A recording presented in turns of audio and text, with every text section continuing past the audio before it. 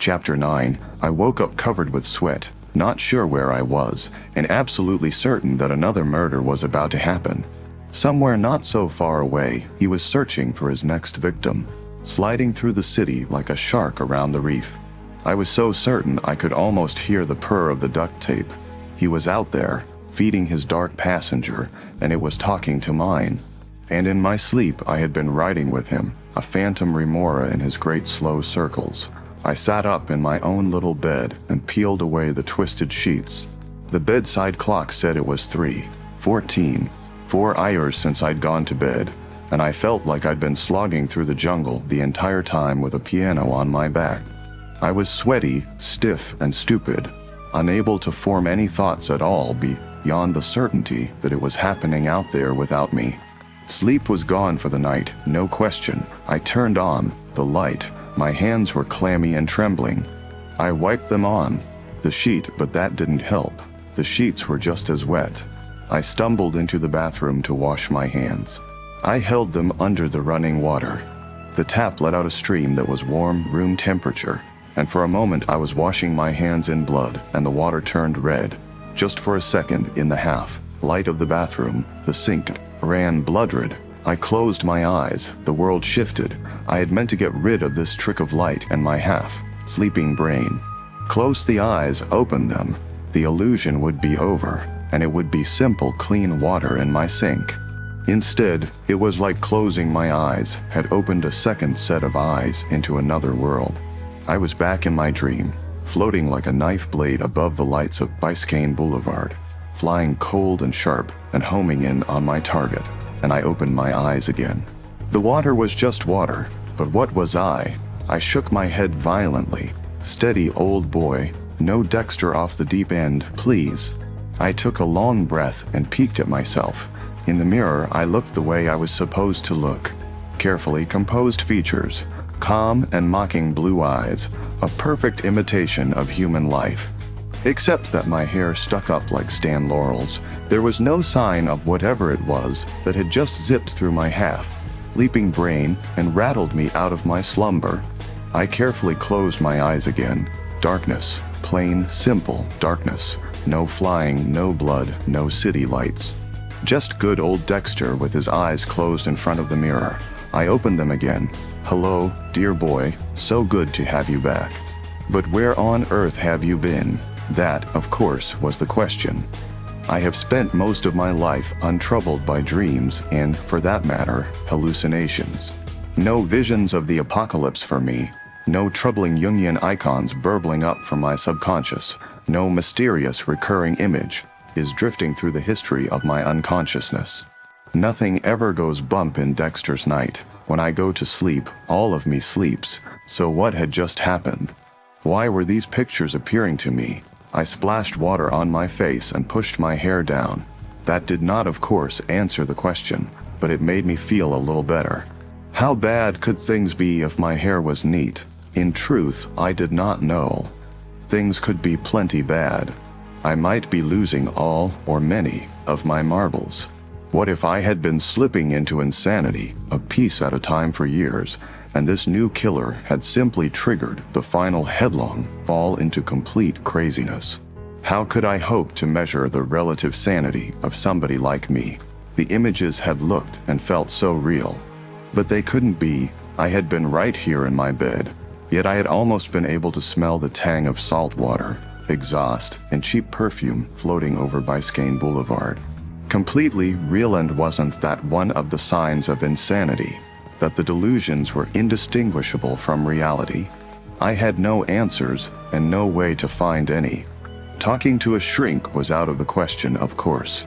I would frighten the poor thing to death, and he might feel honor-bound to have me locked away somewhere. Certainly, I could not argue with the wisdom of that idea. But if I was losing my hold on sanity as I had built it, it was all my problem. And the first part of the problem was that there was no way to know for sure. Although, come to think of it, there was one way. 10 minutes later, I was driving past Dinner Key. I drove slowly, since I didn't actually know what I was looking for. This part of the city slept as much as it ever did. A few people still swirled across the Miami landscape. tourists who'd had too much Cuban coffee and couldn't sleep, people from Iowa looking for a gas station, foreigners looking for South Beach, and the predators of Corsa thugs, robbers, crackheads, vampires, ghouls, and assorted monsters like me. But in this area, at this time, very few of them altogether. This was Miami deserted as it got, a place made lonely by the ghost of the daytime crowd. It was a city that had whittled itself down to a mere hunting ground, without the gaudy disguises of sunlight and bright t-shirts. And so I hunted. The other night eyes tracked me and dismissed me as I passed without slowing. I drove north over the old drawbridge through downtown Miami, still not sure what I was looking for and still not seeing it. And yet, for some uncomfortable reason, absolutely sure that I would find it, that I was going in the right direction, that it was waiting for me ahead. Just beyond the Omni, the nightlife picked up. More activity, more things to see. Whooping on the sidewalks, tinny music coming and going through the car windows. The night girls came out, flocks of them on the street corners, giggling with each other or staring stupidly at the passing cars. And the cars slowed to stare back, gawking at the costumes and what they left uncovered. 2 blocks ahead of me, a new Cornish stopped, and a pack of the girls flew out of the shadows, off the sidewalk and into the street, surrounding the car immediately. Traffic stumbled to a half-stop, horns blattered. Most of the drivers sat for a minute, content to watch, but an impatient truck pulled around the knot of cars and into the oncoming lane. A refrigerator truck. This was nothing, I said to myself. Nighttime yogurt delivery. Pork link sausage is for breakfast, freshness guaranteed. A load of grouper headed north or to the airport. Refrigerated trucks moved through Miami around the clock, even now, even in the night eye. Or as this it was, and nothing more. But I put my foot down on the gas pedal anyway. I moved up, in and out of traffic. I got within 3 cars of the Cornish and its besieged driver. Traffic stopped. I looked ahead at the truck. It was running straight up Biscayne, moving into a series of traffic lights. I would lose him if I got too far behind, and I suddenly wanted very badly not to lose him. I waited for a gap in traffic and quickly nosed out into the oncoming lane. I was around the Cornish and then speeding up, closing on the truck, trying not to move too fast, not to be conspicuous, but slowly closing the space between us. He was 3 traffic lights ahead, then 2. Then his light turned red, and before I could gloat and catch up, mine did too. I stopped. I realized with some surprise that I was chewing on my lip. I was tense. Me, Dexter the Ice Cube. I was feeling human anxiety, desperation, actual emotional distress. I wanted to catch up to this truck and see for myself. Oh, how I wanted to put my hand on the truck, open the door to the cabin, look inside, and then what? Arrest him single-handed. Take him by the hand to dear Detective Lagerda. See what I caught. Can I keep him? It was just as likely that he would keep me. He was in full hunting mode, and I was merely tagging along behind like an unwanted little brother. And why was I tagging along? Did I just want to prove to myself that it was him, that he was out here prowling and I was not crazy? And if I was not crazy, how had I known? What was going on in my brain? Perhaps crazy would be a happier solution after all. An old man shuffled in front of my car, crossing the street with incredibly slow and painful steps. For a moment I watched him, marveling at what life must be like when you moved that slow. And then I glanced ahead at the refrigerator truck. His light had turned green, mine had not. The truck accelerated quickly, moving north at the upper end of the speed limit, taillights growing smaller as I watched, waiting for my light to change, which it refused to do. And so, grinding my teeth steady, Dex, I ran the light, narrowly missing the old man. He didn't look up or break step. The speed limit on this stretch of Biscayne Boulevard was 35. In Miami, that means if you go under 50, they will run you off the road. I pushed up to 65, moving through the sparse traffic, desperate now to close the distance. The lights of the truck winked out as he went around a curvier had he turned. I moved up to 75 and roared past the turn for the 79th Street Causeway, around the bend by the Publix Market. and into the straightaway, searching frantically for the truck. And saw it there ahead of me, moving toward me. The bastard had doubled back. Did he feel me on his tail? Smell my exhaust drifting up on him. No matter, it was him, the same truck, no question. And as I raced past him, he turned out onto the causeway. I squealed into a mall parking lot and slowed, turning the car and accelerating back out onto Biscayne Boulevard, southbound now. Less than a block and I turned onto the causeway too.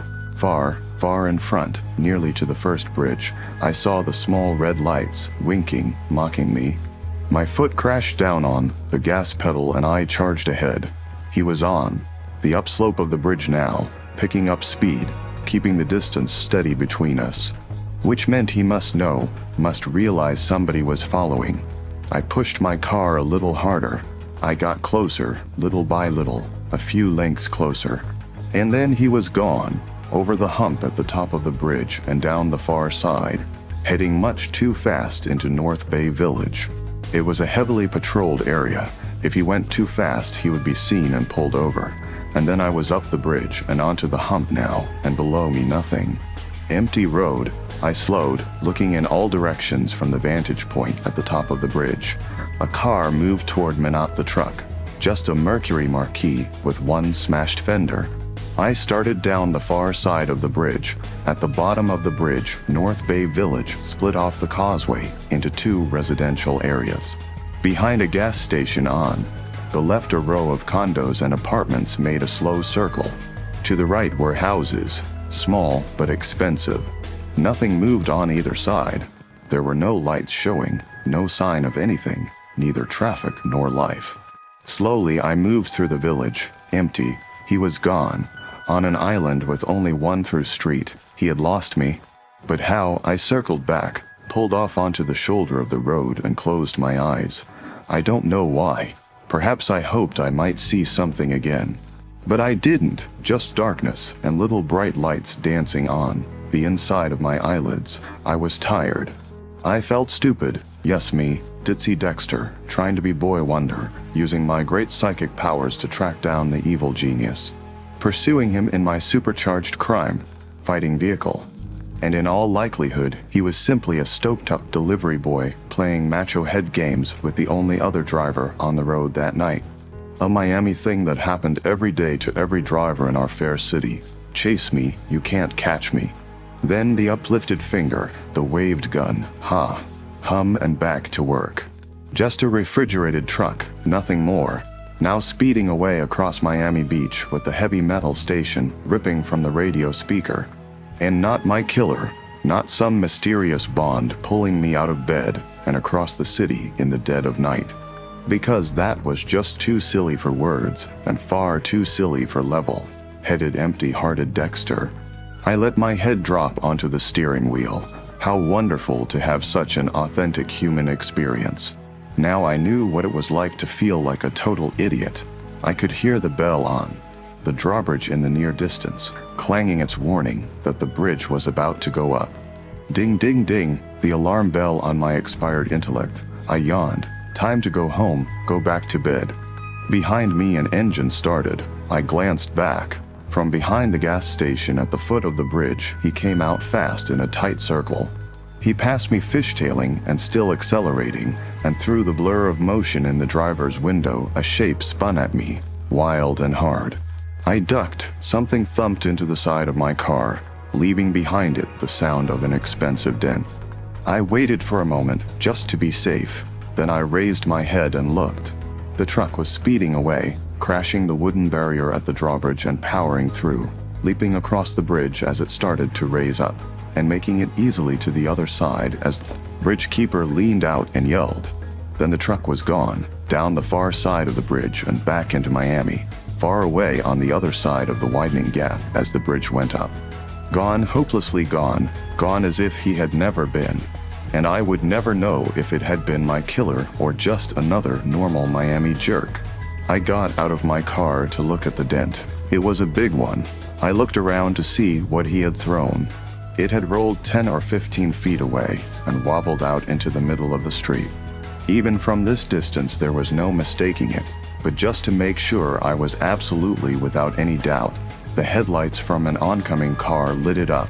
The car swerved and smashed into a hedge, and over the sound of its now constant horn, I could hear the driver screaming. I walked over to the thing to be sure. Yes, indeed, that's what it was, a woman's head. I bent to look. It was a very clean cut, very nice work. There was almost no blood around the lip of the wound. Thank God, I said, and I realized I was smelling, and why not?